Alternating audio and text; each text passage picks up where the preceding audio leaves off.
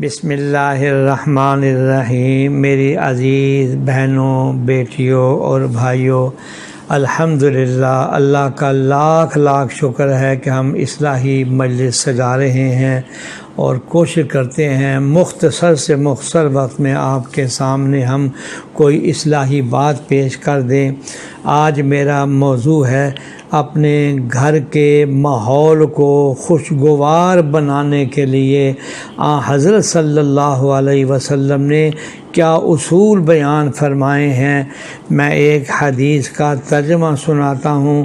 حضرت عائشہ رضی اللہ تعالی عنہا سے روایت ہے کہ رسول اللہ صلی اللہ علیہ وسلم نے فرمایا، وہ شخص تم میں سے زیادہ اچھا ہے جو اپنی بیوی کے حق میں اچھا ہو، اور فرمایا اور میں اپنی بیویوں کے لیے تم میں سے زیادہ اچھا ہوں۔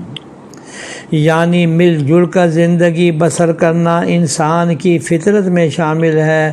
انسان کی اس فطری ضرورت کی وجہ سے اسلام نے عائلی گھریلو زندگی اختیار کرنے کی تلقین کی ہے۔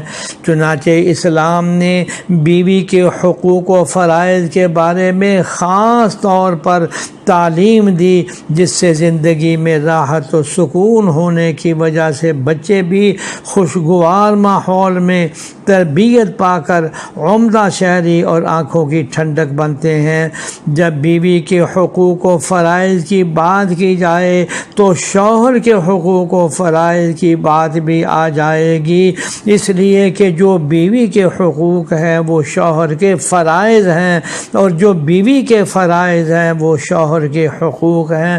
چنانچہ بیوی بننے کے بعد اسلام نے عورت کا یہ حق بیان فرمایا ہے۔ وَآتُوا النِّسَاءَ صَدُقَاتِهِنَّ نِحْلًا، یعنی تم عورتوں کے حق مہر کو خوش دلی سے ادا کر دیا کرو۔ چنانچہ اگر مہر نکاح کے وقت ادا نہ کیا جائے تو پھر بھی ساری زندگی وہ واجب الادا رہتا ہے۔ مرد صرف حق مہر دے کر فارغ نہیں ہو جاتا، بلکہ اس کے بعد بیوی کا حق ہے کہ شوہر بیوی کی ضروریات زندگی کو پورا کرے۔ نان، نفقہ، رہائش، یعنی بیوی کا کھانا پینا اور اس کے رہنے سہنے کا بندوبست کرنا، یہ بیوی کا حق ہے۔ اللہ تعالیٰ نے جب الرجال قوامون علی النساء فرمایا تو اس کی وجہ یہ بیان فرمائی کہ وَبِمَا أَنفَقُوا مِنْ أَمْوَالِهِمْ، یعنی ان مردوں نے اپنے مال کو خرچ کیا ہے۔ ایک شخص نے نبی کریم سرور دو عالم صلی اللہ علیہ وسلم سے پوچھا کہ بیوی کا شوہر پر کیا حق ہے؟ آپ صلی اللہ علیہ وسلم نے فرمایا، جو خود کھائے وہ اسے کھلائے، جو خود پہنے وہ اسے پہنائے۔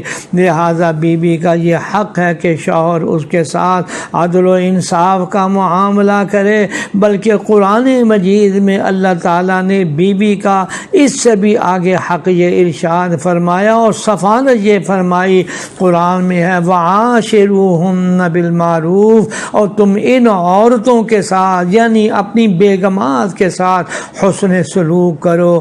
اور رسول اللہ صلی اللہ علیہ وسلم نے بہترین انسان کی پہچان یہ بتائی، خیرکم خیرکم لأہلہ، تم میں سے بہتر وہ آدمی ہے جو اپنے اہل خانہ کے ساتھ، اپنی بیوی کے ساتھ بہتر ہو۔ اس لیے رسول اکرم صلی اللہ علیہ وسلم نے بیوی کے ساتھ حسن سلوک کی تعلیم خود اپنی زندگی کے ذریعے سکھائی، کیونکہ کامیاب ازدواجی زندگی کا یہ بنیادی اصول ہے۔ اللہ جل شانہ ہمیں صحیح فہم، صحیح سمجھ عطا فرمائے، آمین یا رب العالمین۔